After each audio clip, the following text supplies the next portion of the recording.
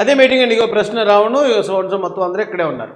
So ఈ ఈ ఈ సినిమాలో ఈయన క్యారెక్టర్ ఏంటంటే క్రిస్టియన్ ఆర్కెస్ట్రా సింగర్ పాత్ర పోషించాడు. కానీ ఒరిజినల్గా ఇతను ఎవరు?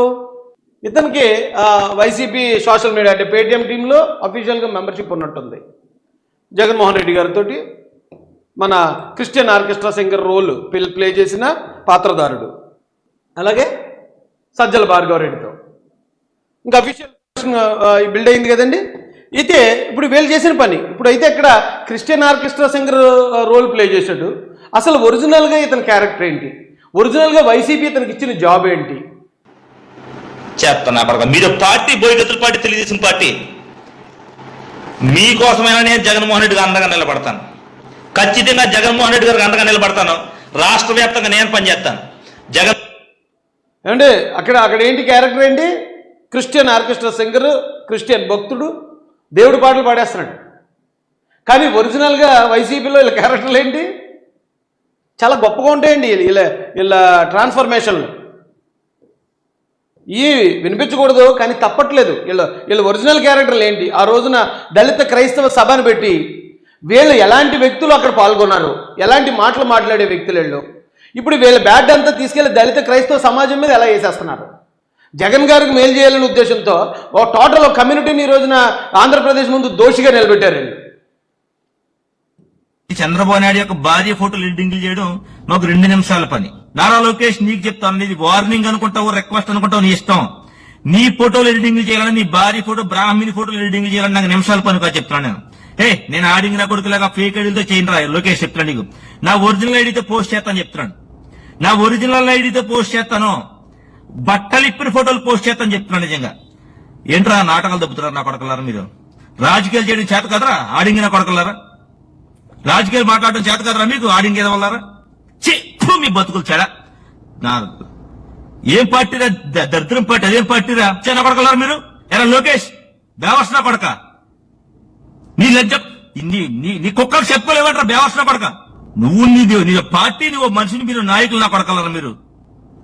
మీ భార్యల ఫోటోలు, మీ అమ్మల ఫోటోలు మేము ఎడిటింగ్లు చేస్తాం. అర్థమైందా? ఆయన మీ పార్టీ అయితే మీకు సంస్కారం, మీకు బుద్ధులు వచ్చిందిరా. ఎన్టీ రామారావు దగ్గర లాక్కున్న పార్టీ అది. ఆయనకి వెన్నుపోటు పోటు తెచ్చుకున్న పార్టీ అది. మీకెక్కడుంటే సంస్కారం, మీకెక్కడుంటే బుద్ధి? అది జగన్మోహన్ రెడ్డి గారు, సజ్జల భార్గవ రెడ్డి గారు ఇలాంటి వాళ్ళకి డబ్బులు ఇచ్చి మాట్లాడేస్తున్న మాటలు ఇవి. ఈ మాటలతో గవర్నమెంట్ వచ్చిన వెంటనే ఇతన్ని అరెస్ట్ చేశారు. అంటే వీళ్ళ ప్రచారం ఎలా ఉంటుందో చెప్తున్నాను నేను. ఇతన్ని కనిగిరి పోలీస్ స్టేషన్లో అరెస్ట్ చేశారు, జైల్లో ఉన్నాడు, రిమాండ్ చేశాడు. రిమాండ్ చేస్తే ఇప్పుడు ఎలాంటి మాటలు మాట్లాడితే అరెస్ట్ అయ్యాడు ఇతను మీరు చూశారు కదా. వీళ్ళ ప్రచారం ఎలా ఉంటుందో తెలుసండి.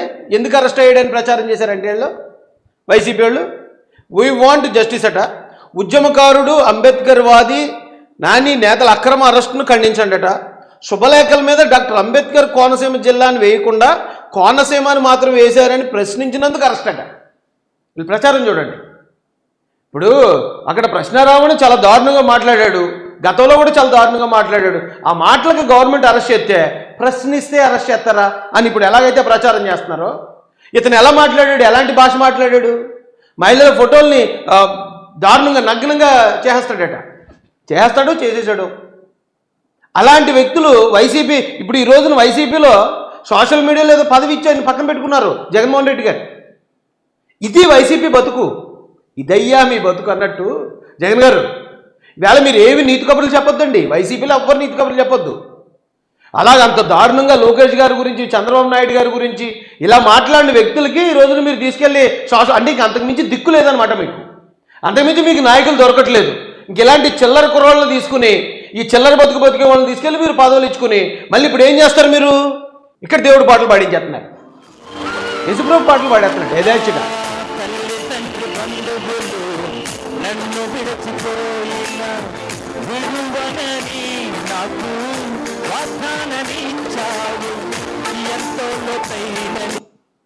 సిగ్గుంటుందండి.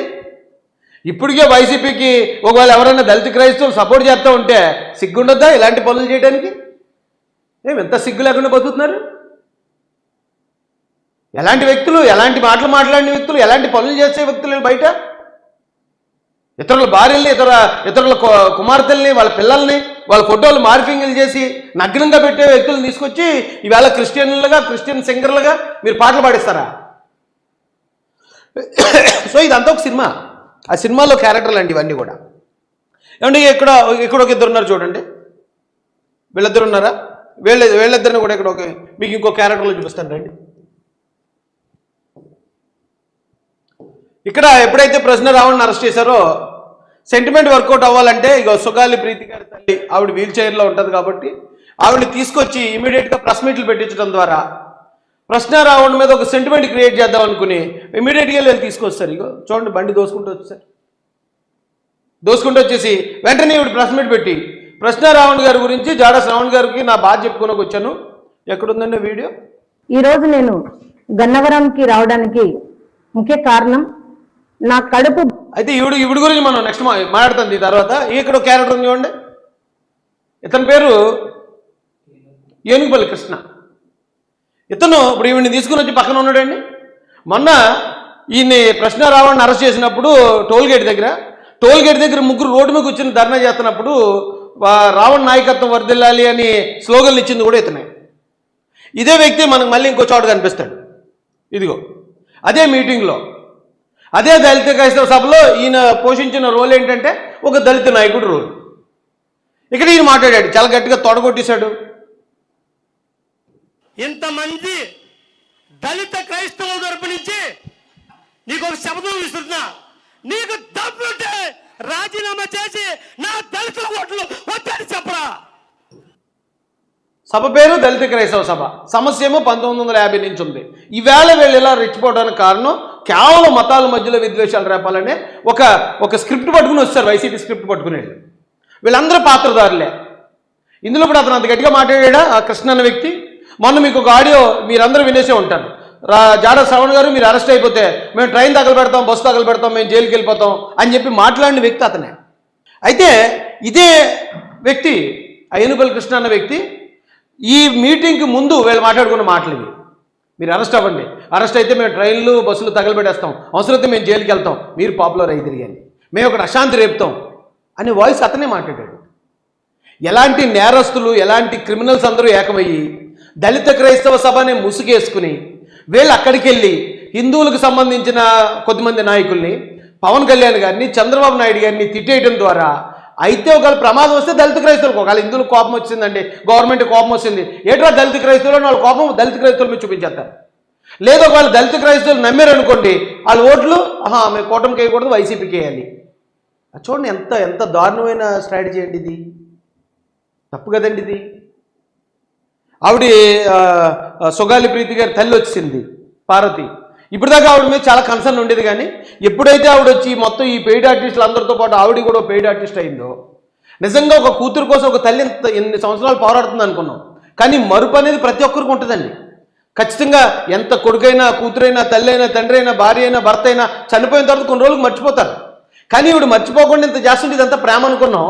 కానీ ఈవేళ ఎవరైతే సాయం చేశారో ఆ సాయం చేసిన పవన్ కళ్యాణ్ గారిని కేసులో ఇరికించాలి అని వైసీపీ ఇస్తున్న పేటీఎం కోసం ఈవిడ పనిచేస్తుందో, నిజంగా ఈవిడ కూతురు యొక్క మరణాన్ని ఈవిడ డబ్బుల కోసం వాడుకుంటుందని ఈరోజు చాలామంది విమర్శిస్తున్నారు. అది నిజమేమో అనిపిస్తుంది.